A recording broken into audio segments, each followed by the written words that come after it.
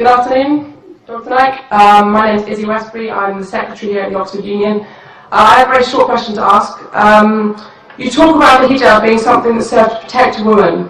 Surely it's extremely patronising and degrading to prevent a woman from making that decision for herself.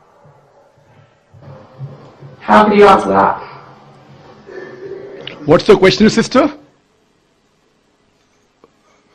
Can you repeat the question? I said, in your speech, you talk about the hijab being something that serves to protect a woman.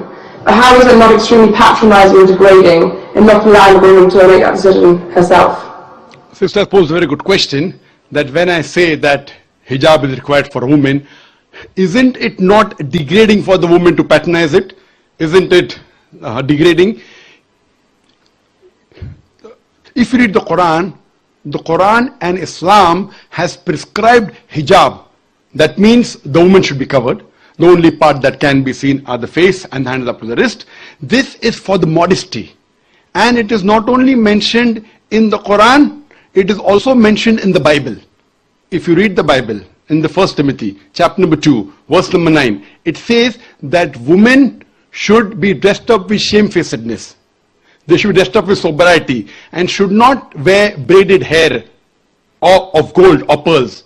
It's further mentioned in the 1 Corinthians, chapter number 5, verse number 7 to 11. The woman that does not cover her head, then she dishonors her head. Her head should be shaved off. Anyway, I don't agree with this. I'm just quoting you from the Bible. Same way, if you go to the Vedas, it says that the woman should cover the head. So all the religious scriptures, they talk about the woman covering their, it is for modesty. It is not to degrade the woman. And if you analyze, there was allegation made against me saying that Dr. Zakir Naik says that that if they don't wear hijab, you know, that if you wear Western clothes, there are chances the woman will be raped. It is a misquotation again. What I said, that if women wear revealing clothes, they have more chances of being raped. What I was doing, the same newspaper, Sunday Times, which spoke against me 1 year before, on the March of 9th, 2009, Sunday Times carried an article. In Britain, 1 out of 7 feel that the women who wear sexy revealing clothes, she should be hit. I'm sorry, I don't agree with it. This is the statistics that was given in the Sunday Times on the 9th of March 2009, that in Britain, 1 out of 7 Britishers believe that the women who wear revealing and sexy clothes should be hit. I disagree with this. Furthermore, one more article came in 2005 in the same newspaper, Sunday Times. It said that 26% of the Britishers, they feel that wearing revealing clothes is partially or totally responsible for the rape.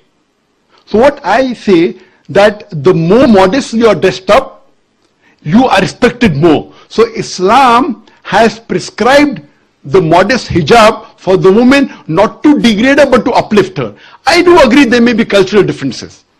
Islam cannot force anyone to adopt it. There are cultural differences. For example, I'll give you an example. That some societies, what they feel, that even looking at a woman is immodest. Some societies feel looking is no problem, but touching a woman is immodest. Some of the society feels shaking hand is no problem. Some societies feel kissing no problem. Some societies feel doing anything as long as both agree is no problem. Different societies and different cultures have got different rules and regulation. When I went to America, while I was giving a talk, one of the Americans told me, "You Eastern women, you are immodest." I was shocked. So I said, "Why do you call Eastern women immodest?" He told me, "You Eastern women, you expose your belly." So in America and Western country, exposing belly is immodesty. In India, exposing belly is not immodesty, wearing shorts is immodesty. So what I've realized, sister, there's different culture, there's different system. Islam cannot force anyone to adopt. It's clearly mentioned in the Quran in Surah Baqarah chapter number 2, verse number 256, La ikraha fid din, there is no compulsion in religion. But if some women want to adopt the hijab because they feel modest and they feel respected, I feel no other woman should disagree. And when I've been to UK, I've seen hundreds and thousands of women who do cover their hair. and who feel that they are uplifted because of this modesty. Hope that answers the question.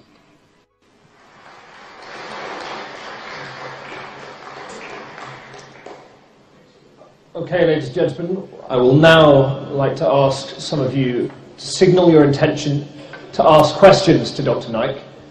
The way in which we're going to do this is if you will signal your intention to me, we will then try and go up to the microphone on the podium in groups of 5. Please stand at the podium, deliver your question, and wait at the podium until you have received your answer.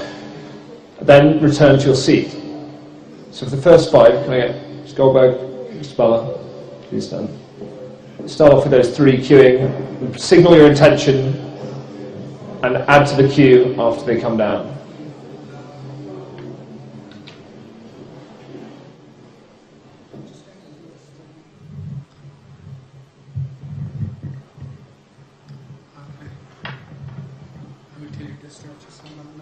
Once you finish your question, do not go unless if you want to understand.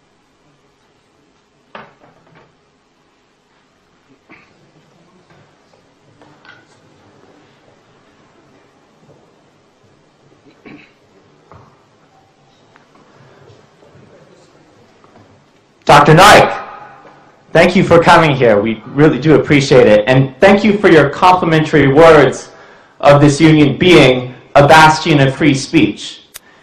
With that same principle of free speech in mind, don't you think that I or anyone should therefore have the right to go to a Muslim country and proclaim the Christian gospel of Jesus Christ, the Son of God?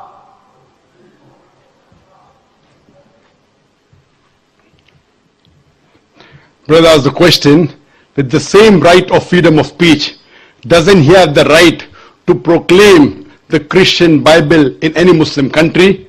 Brother, as we know today, all the Muslim countries per se do not follow Quran and the Hadith in the true sense.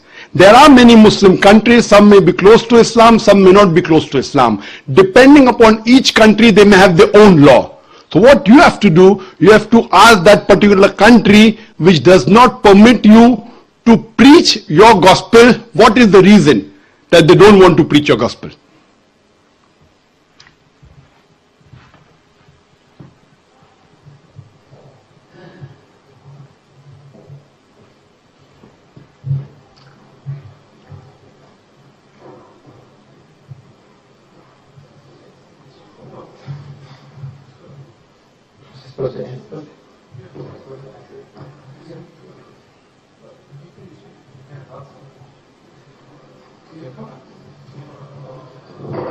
Dr. Naik, thank you very much for your talk.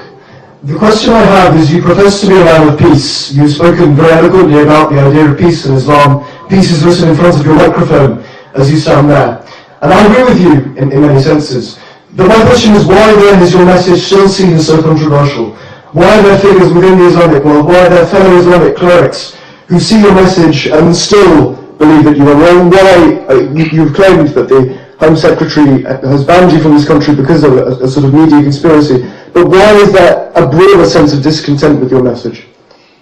The brother asked a very good question, that why, if I'm a man of peace and I speak about peace, some people are against me, some Muslims, some non-Muslim, the Home Secretary. Brother, you have to understand that any person who's popular, there are bound to be people who are against him, irrespective whether the popular person is doing good work or bad work. And the best example I can give you, that today, according to Michael H. Hart, he wrote a book saying the 100 most influential people in the world history. Though he's a Christian, he put number 1 most influential human being as Prophet Muhammad, peace be upon him. Today, do you know, though Muslims consider him to be the most important and the most influential person in history, there are many non-Muslims who think the same. But today, if we analyze the maximum books written against any human being on the face of the earth, it is Prophet Muhammad, peace be upon him. The second person he named in his list was Isaac Newton, but because he's not a common man for common human being, he's a scientist. The third person on his list was Jesus Christ, peace be upon him. If we analyze today, the second person in human history who has maximum books written against him, It is Jesus Christ, peace be upon him. Based on this argument, do I have to agree that Prophet Muhammad, peace be upon him, and Prophet Jesus, peace be upon him, they were not good? What we have to realize, when a person gets popular, there are bound to be people against him. And according to the Home Department of UK, when I had come in the year 2009, I was informed by reliable sources that according to the Home Department of UK, the most popular Islamic satellite channel in the world is Peace TV, and the most watched Islamic satellite channel in UK is also Peace TV. Not only is it watched by Muslims, but even watched by non-Muslims. The same report said that the most popular Islamic speaker in the world is Dr. Zakir Naik, and the most popular Islamic speaker in UK is also Dr. Naik. That's the reason the Home Department was requesting me that can I reach out to those Muslims which the UK government cannot. But now, because of the change of government, what I feel, it was more of a political move rather than a legal move. And as maybe they wanted someone popular so that they could pass the message that we are tough against Muslims, and that is the reason what we feel, that we have more faith in the judicial system rather than the political system. I think it was mainly because of popularity, and it was mainly a political move rather than a legal move. And inshallah, God willing, we feel that this exclusion order would be reversed by the Court of Appeal, hopefully. Thank you.